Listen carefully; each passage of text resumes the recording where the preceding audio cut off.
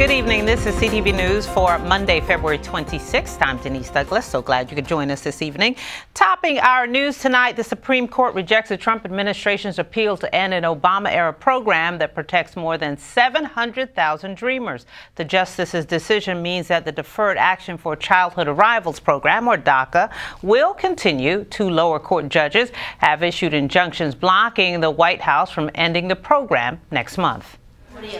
I can say we're delighted that the Supreme Court has really let this process play out the way it should and not jumped into this controversial decision. We're looking forward to a decision based on law, and we think that we are on the right side of the law. CASA officials say they are still accepting DACA applications. For more information, contact the organization at 240-491-5763.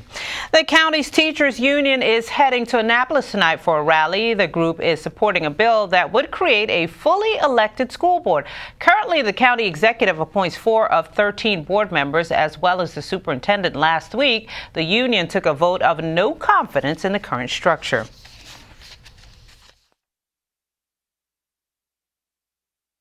Because it does not allow for checks and balances in our system, and it negates the voice of the people and the stakeholders in the system. Senator Anthony Muse, who is running for county executive, introduced the rally will be held at Lawyers Mall. Gov Hogan is coming out in support of term limits for lawmakers.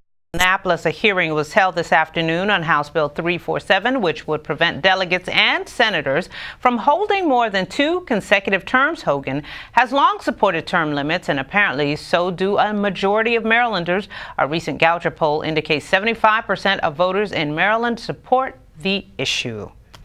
More than one person has been identified and charged after a series of threats against Anne Arundel schools on social media. In one of the posts, a 16-year-old at Glen Burnie High School threatened the life of another student after the two were involved in a fight. He is now facing juvenile charges. Police urge parents to talk to their children about the consequences of making threats on social media.